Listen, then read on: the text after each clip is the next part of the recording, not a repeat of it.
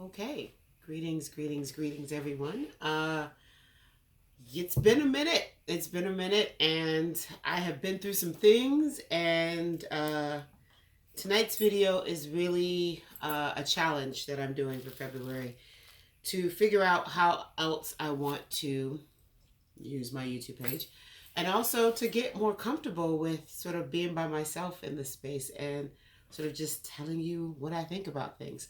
People do it all the time, and I've been getting some really great coaching from an amazing goddess, Nora Rahimi, and she's challenged me to be more transparent and to think about how I use interviews, which I really love. I love talking to people, but how sometimes it's a way of me sort of hiding behind the thing. So she's challenged me to think about that. I've also been challenged by another friend to think about how to get more comfortable with sort of just me and you having this conversation. So we're going to just try this thing. I've been doing this whole thing around experimentation, and I'm slowly building some consistency in the way that I operate. So we'll see what happens. So welcome to sort of the evening wind down.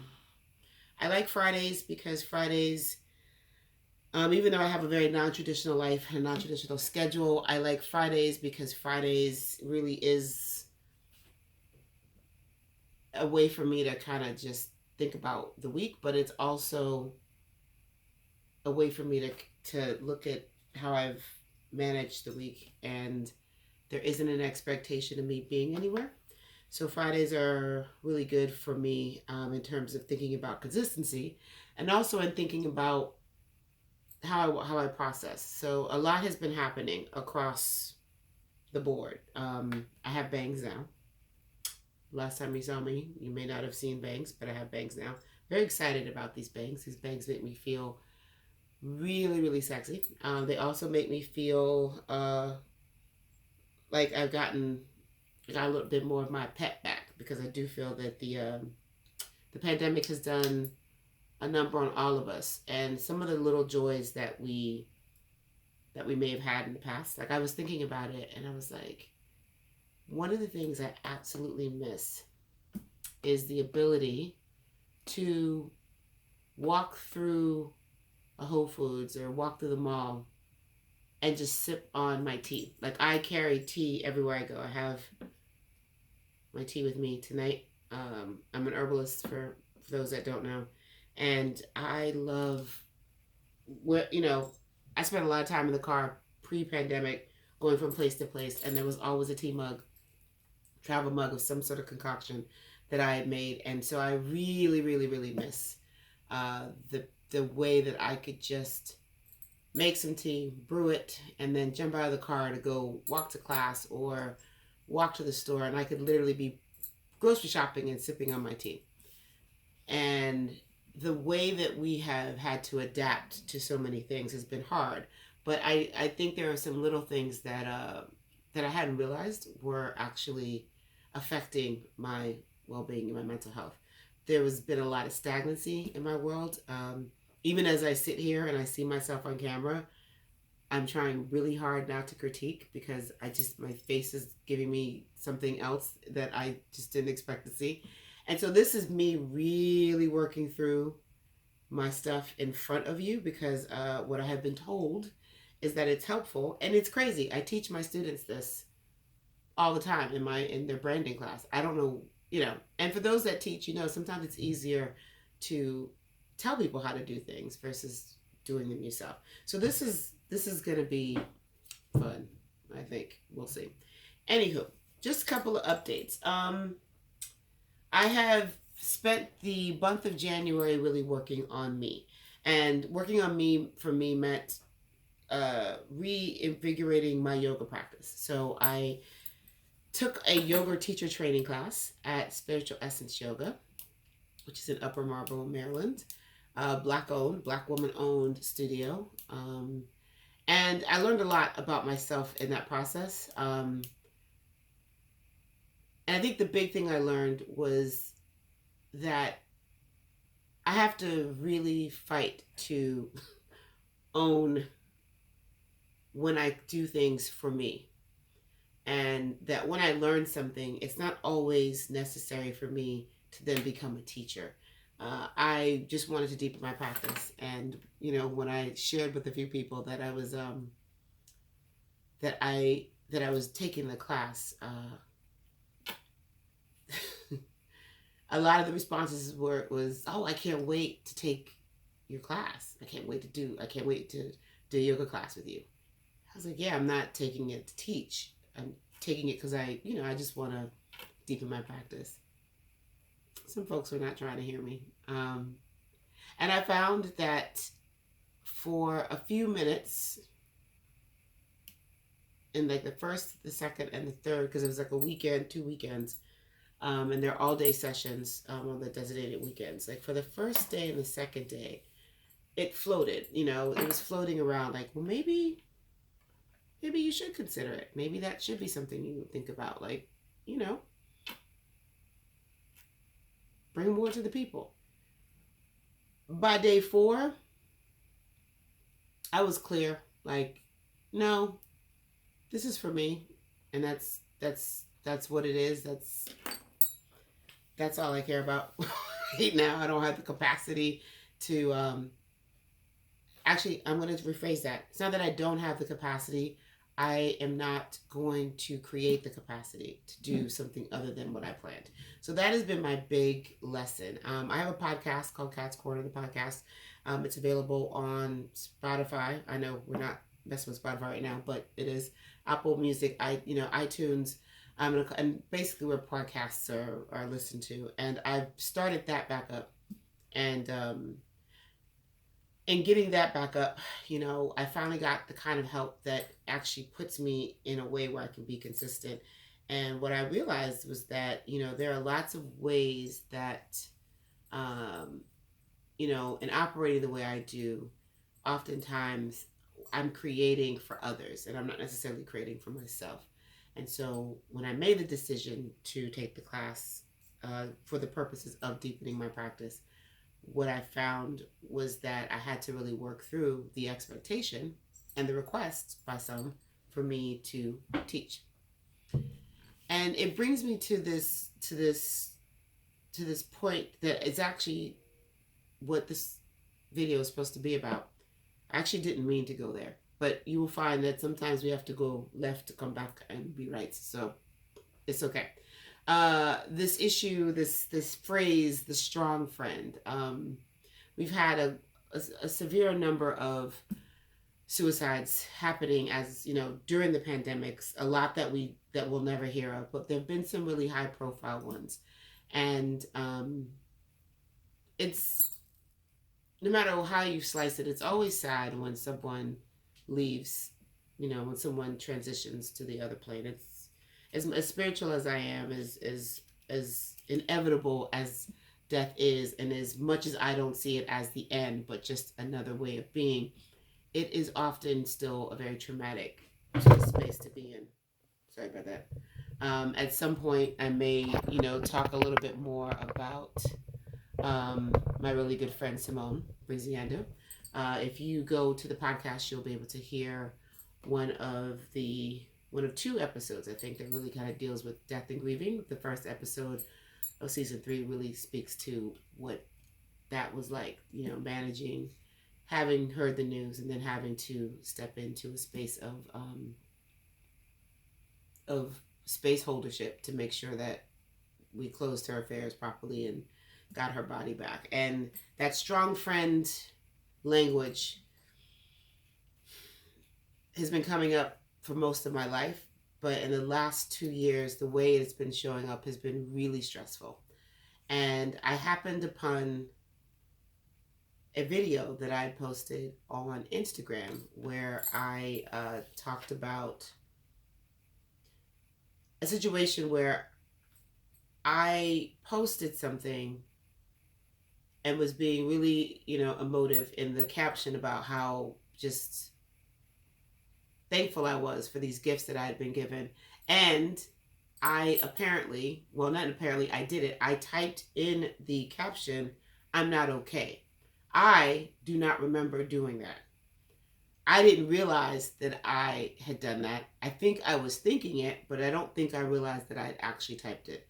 And so the response that I got, without realizing what I'd done, all of a sudden my phone is blowing up. And I recount this in the video, and I really go into this space of why this term, the strong friend, is so very, very dangerous, and how I hate it. I'm an eldest daughter. If you're an eldest daughter, you can commiserate with me on this. If you're an eldest daughter of immigrants, you understand as well. And when you're an eldest, there's a lot of pressure on you to, unfairly, I will say this, and I understand cultural and tradition, but I'm here to say, as as someone who has survived eldest daughtership, it's it's not kind, particularly to girls. It's really not kind, how eldest daughters are expected to forget themselves in everything that they do. Always consider themselves last, especially in situations where you have parents who are there, but are relying on you to kind of fill the gaps that they can't fill, either because, like in my case, they had multiple jobs, or in some cases there might be one parent that's not in the household. So there's a way that being an eldest can be really, really stressful, but there's a way that it conditions you to not think about yourself. And so whenever something, whenever we have these moments of sort of public, particularly with Black women, when there are these very high profile folks who do transition to, as a result of suicide, what you start seeing is check on your strong friends. And now what you're seeing is, don't just check on your strong friends, check on everyone.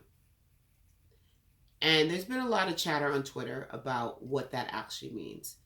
And what I will say to whoever is listening to this, your strong friends aren't strong, they're capable. They have managed to develop skill sets that make them highly capable, highly functioning, and highly capable. Strength or being strong is not necessarily what's happening here. They have just learned as a means of survival, and survival not just from the space of like your actual survival, but survival in the sense of, if I can get these things done, then I won't get in trouble. My parents won't be mad. My mom won't be disappointed. In my case, my mother worked really hard. My dad worked really hard. They were, trying to raise a family. We eventually settled in Miami, and so there was a lot to contend with living in Miami. And my mom she had two jobs. She was a very passionate woman about a lot of things. I am my mother's child, so if you wanted to imagine what my mother was like, just me, but way flyer. Like, she was way flyer than I am. I'm not even touching her on the flyness, but the social butterfly aspect, the multiple disciplines, got 15 million different things happening. That was my mother. I watched my mother and my father hold down multiple jobs, multiple streams of income, and still find time to have a really good time. They were some party folks. They were always out in the streets. And so a lot of who I am is a result of having, parents who kind of showed me that, yeah, you can have two jobs, you can have three jobs, and you can still go out and party on Saturday night. Like, you can get it all in. Like, there's no reason not to, there's no reason to work yourself and not be fly. Like, both of my parents were fly and social. But what I think how I developed was that if I could make sure my brothers and eventually my sister were, that they were good, that everybody had done what they were supposed to do. At the time, for me, peace was being able to read my books. I was a huge bibliophile. I still am to this day. Don't read as much as I wish I could, just because of my lifestyle, but we'll buy 13,000 books, have started them in various places and eventually get to them at some point. My house is full of books. It's insane. But I just did what I needed to do so that I could get to that place of, oh, peace. And at the time, peace was being in my room. In my situation, at the time, I was the only girl up until my sister was born a little bit later. So I had my own room. And so that was my respite. That's where I could go. And I spent a lot of time in my room. And anyone who has, I can't speak to folks. I can't speak to specifically the Black American experience in this case. But I do know, like, culturally, my mother did not like the fact that I spent so much time in my room. She thought that there was a sign that something was wrong. So, and the fact that I like to be by myself really made her uncomfortable. So she was always yelling, like, what are you doing? Like, why are you in your room? Why are you by yourself? She was always concerned that I was by myself. And I didn't necessarily have the words to explain that I just need a minute. Like, I never got a chance to sleep in when I was a kid. When, my mother had this rule, like, when you get up, you're up and you're going, and we're not sitting around, we're not laying in bed and tossing and turning and falling back to sleep. At least I wasn't allowed to do that. When it was time to get up, I had to get up. And so I really savored those moments where I was just by myself and I could read my books and I was in my room. I could close my door. And again, it just drove her nuts. She was just like, why are you always by yourself? So you develop these abilities. And one of the things you develop is a certain amount of efficiency, where you can get a lot done in terms of just how people are viewing what you're doing quite quickly. You figured out shortcuts so that you can get things done, so you can get back to whatever the thing is that you're trying to do. And especially if your job as the eldest is to keep the other kids in line, you know that if you don't, like, if all the kids aren't bathed before they go to bed, if there are dishes in the sink, you're going to get in trouble. So you figure it out. But what that means is that you're often the one doing the work. Because when you're capable, it's amazing how quickly people will sit back and be like, oh, well, you got it. Go do it. You got it. And because you're efficient and you have, why you're motivated to do what you're doing, what it translates into sometimes is, oh, well, you like doing this. Or, you don't want help. And that's not always true.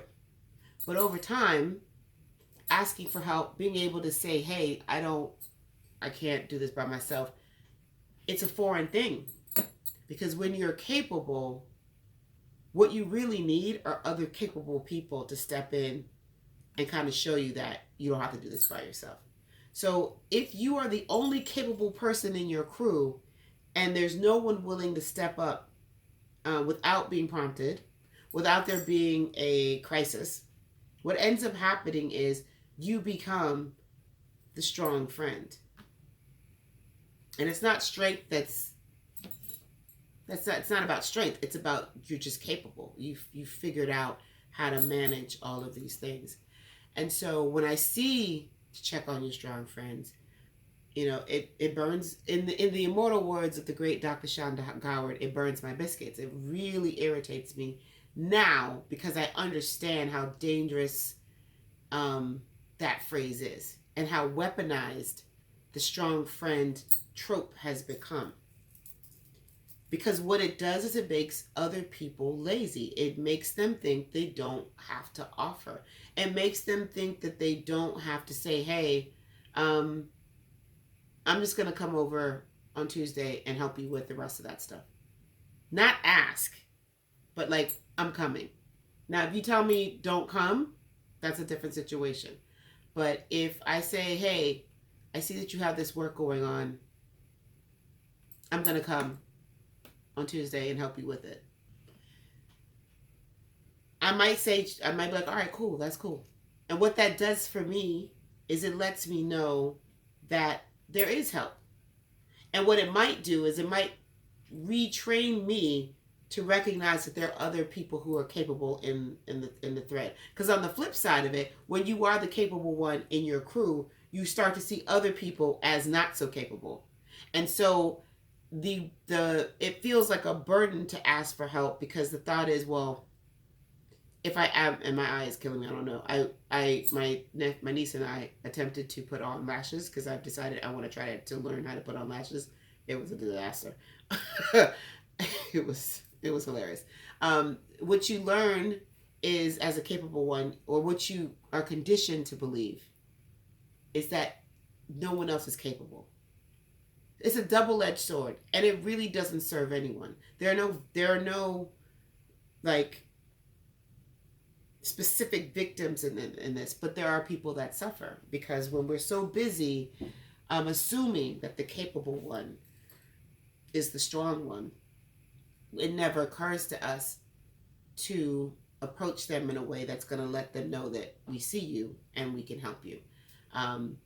Capable people don't ask for help because something in their conditioning has made it very clear that they can't. Whether or not that's true, that's part of the conditioning. That I can't ask for help. That I'm the oldest, so this is my responsibility. I have to do this and I have to do that. That's not necessarily true, but if that's the way you've been conditioned to think, then it is. And until something changes, until someone steps in and says, you know what? She always does this. You're going to do it now. And if you don't do it right, you're going to go back and do it again, because that's the other way. That even when you even sometimes when you figure out how to hand something off, what eventually happens in that capable situation is that people will do a shitty job, or they'll half-ass it to the point where you're like, and then what it reinforces is, I should have just done this myself. So what I'm going to ask people to think about is, who are the capable people in your circle? And what does a check on your strong friend really, really mean? I posted on Twitter because a lot of the conversation that was happening around that was just how dangerous this check on your strong friend language is. And I said, ultimately the problem with it is that it's a throwaway. It's a throwaway phrase that really doesn't say much of anything. And it also assumes that you didn't check in. And that's not true. As someone who has been seen as the strong friend, there have been times where people have asked me directly, how are you? And I have bold-faced lied and said, I'm fine, knowing that I'm not. There have been situations where someone just happens to call me in a point where I'm really having a hard time and I want to get help. And because they're calling me because they need help with something, it automatically shuts down whatever I'm dealing with, and I shift into, okay, what do we need to do? How do we need to help? Da, da, da, da. So those people that fall into that space, who are the capable folks, are hardwired in some cases, to defer to themselves as the absolute last situation. I'm not thinking about myself sometimes when I say yes to things. I'm not thinking about my time. I'm not thinking about if it's a good look. I'm just thinking about, oh, someone needs help. Let me fix it. And so we have to figure out a better way of communicating to the capable ones. And I think one of the ways we do that is we change the language. Stop calling folks your strong friend. And stop being okay with that one person in the group being limited to that trope. Just because you've never seen that person cry doesn't mean that they don't cry. It just means that you don't see them cry. And oftentimes it's a matter of trust. Do I trust you enough to see that part of me? Because if you've labeled me as the strong friend, sometimes the other, flip side being what it is, even if I don't like that phrase, I kind of get off on being the one that everybody goes to. Let's be honest, capables. Some of us are addicted to the power that comes with being the one that everybody comes to. There is power in being seen as the one that gives the great advice, being seen as the one who, is rock solid. And that in itself is dangerous, that you are the only one that in your friend group that does that. That's crazy. Like, we need to figure out what's going on there. But it also limits perspective, and it locks you into this belief that you can never, that these people are never going to be strong enough to help you. And that's not true. And I'm not saying this from a sort of stand on the mountain and look down. Like, I've had to learn, I've had to decondition the way that I approach things. I have an amazing friend group. I should say this. I have an amazing core friend group that runs the gamut. Some people I talk to like almost daily. Some people I talk to once a year.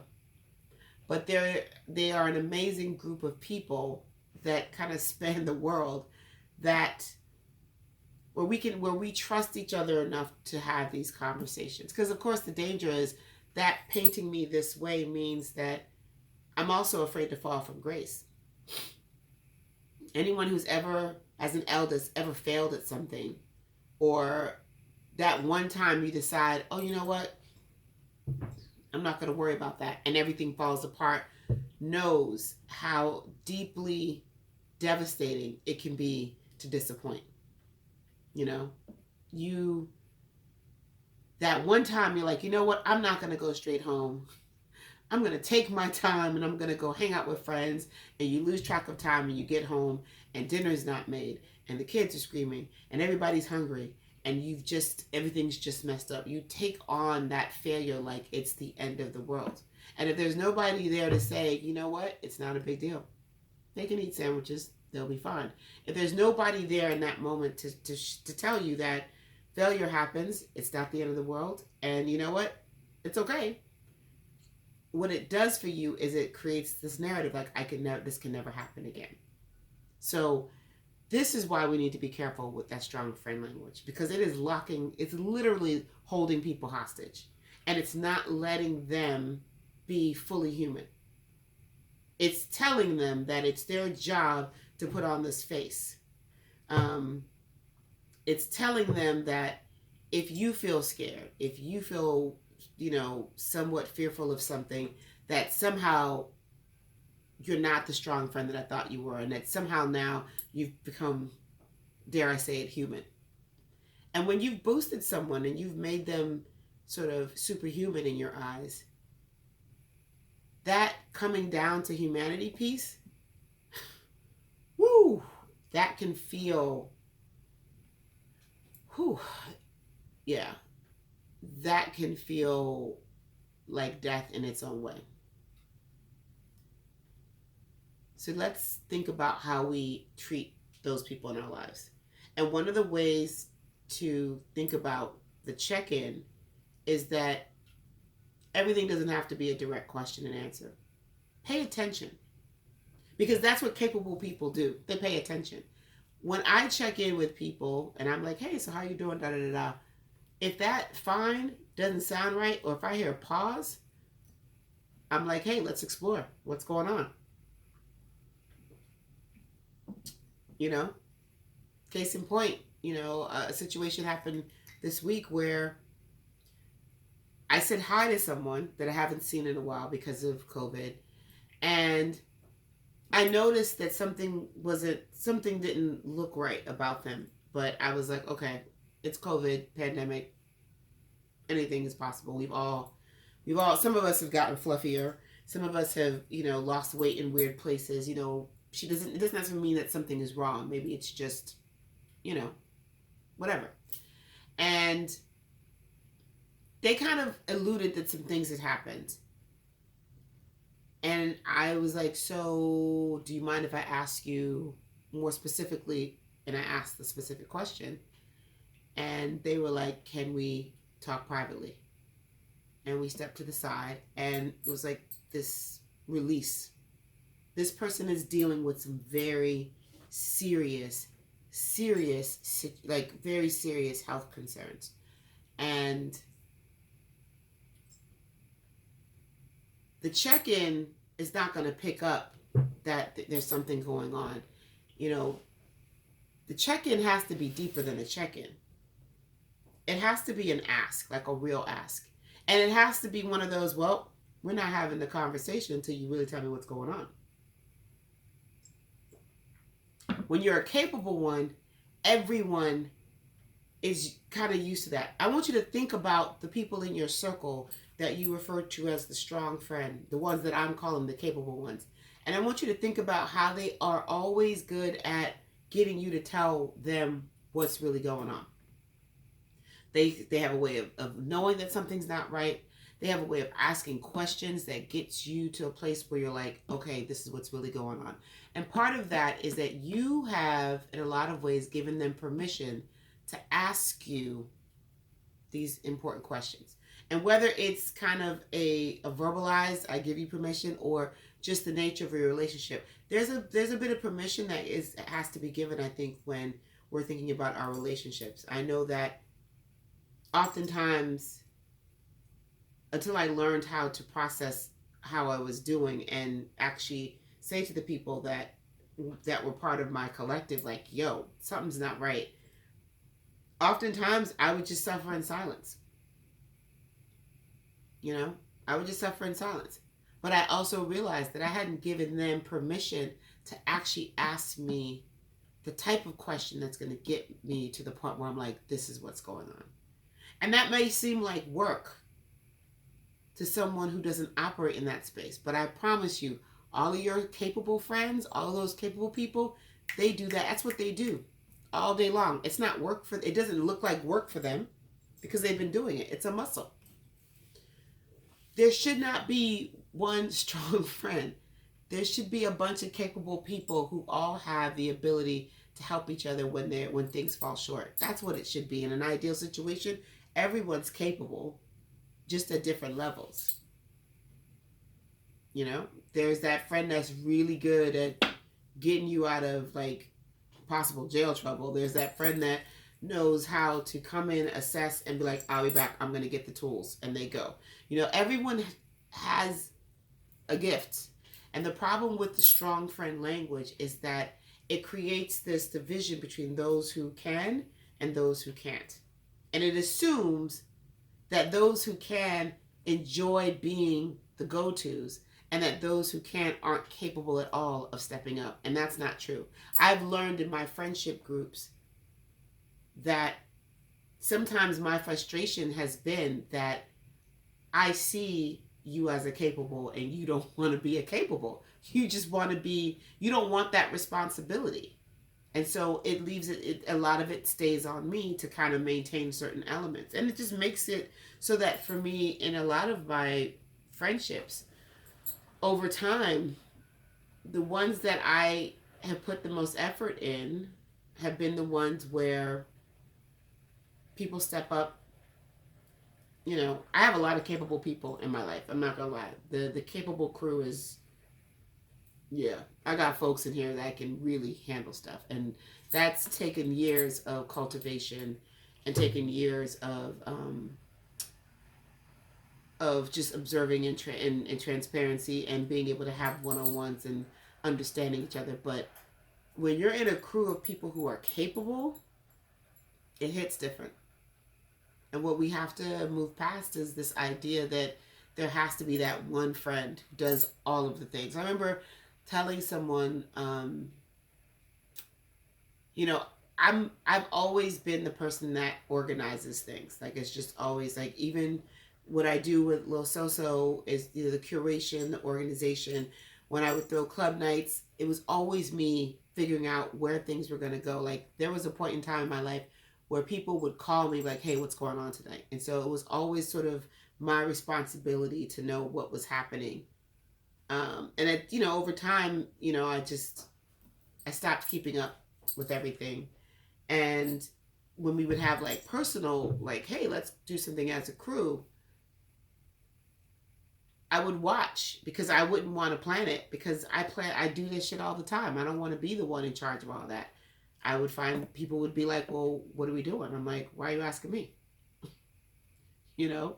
So I think we need to move past, we need to change the language, and we need to really identify within our friend groups, within our circles, how this strong trope is potentially hindering someone's ability to fully access their humanity, at least in that space. There may be other people that they're connecting with where they can kind of be themselves, but I do worry uh, with this language that suggests that if you just check in, people will tell you what's going on, and that somehow that might prevent this.